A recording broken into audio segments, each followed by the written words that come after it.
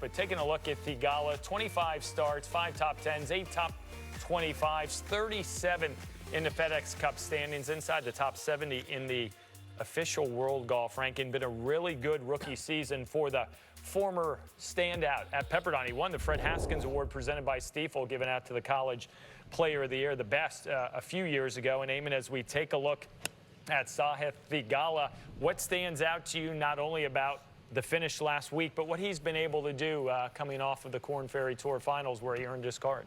The aggression is really what stands out to me, and I kind of love to see somebody who plays with this kind of go-for-the-throat vibe that he has. And in a way, that's kind of what got him into a little bit of difficulty on the 18th hole.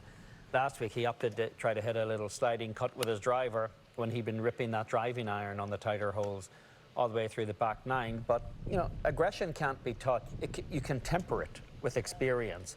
Sometimes it's lousy and painful experience that tempers that aggression, but the fact that he's starting from the position of playing aggressively, to me, is what's the most impressive thing about him. And, you know, the experience is, sometimes it's a school of hard knocks, but he's $2.5 million to the better in a rookie season, and 37th in the FedEx Cup, 6 top 10s.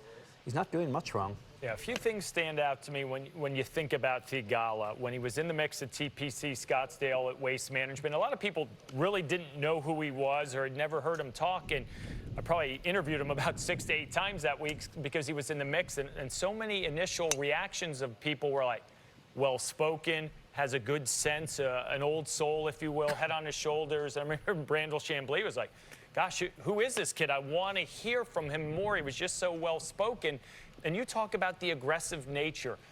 Like many, a big fan of Kobe Bryant.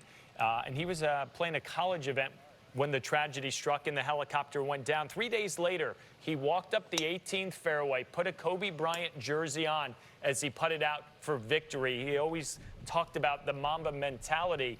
And his coach at Pepperdine, where he was an All-American, a standout, the best in the country a few years ago, Michael Beard, I asked him to make a comparison about Sahith and maybe other players he has seen. And while he didn't say he was like this player, he said there were a lot of intangibles, a lot of the little things you couldn't teach in reference to John Rahm. Michael Beard was an assistant coach at Arizona State, so saw Rahm when he started his days with the Sun Devils. And he said there's just some of those similarities that maybe the numbers don't show, but when they put the peg in the ground and they go, that was a comparison he drew that has always stood out to me when I have been very bullish on Theegala of he's good.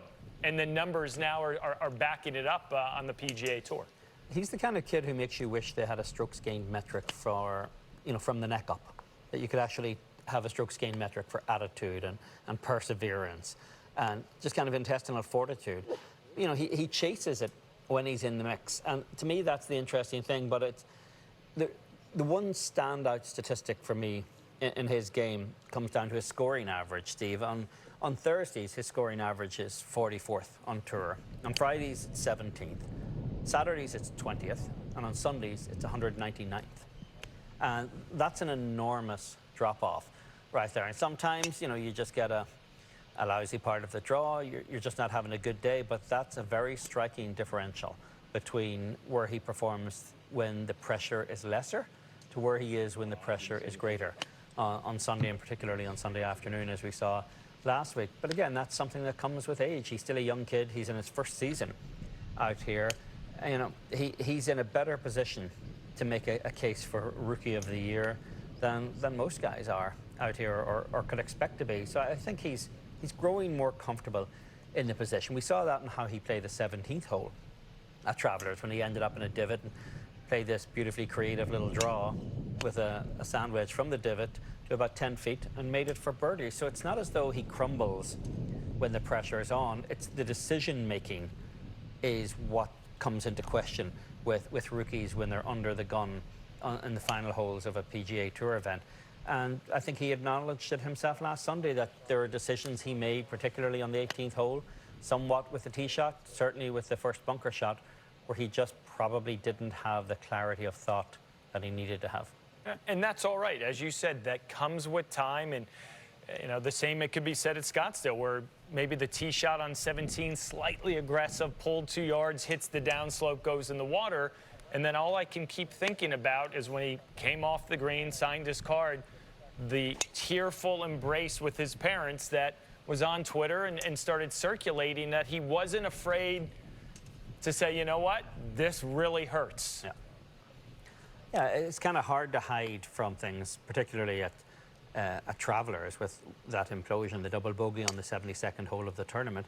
But it's not as though he kind of ran away and refused to speak about it afterwards, which so many players who have a great deal more experience and a great deal better resume than Sahith do, that there's a tendency to, you know, call a cab and I'm sorry, I'm out of here. I don't wish to speak to the media about it. But he faced up to a situation that had to be tough for him. His brother had actually driven up from college at Seton Hall in New Jersey to watch him in that final round. And, you know, this is what comes with being out here.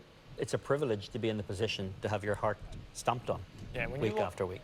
When you look at college golf and Pepperdine winning the national championship in 2021, Theegala had the opportunity to go back for that COVID year that student athletes were given. He went professional. I think he's made the right decision.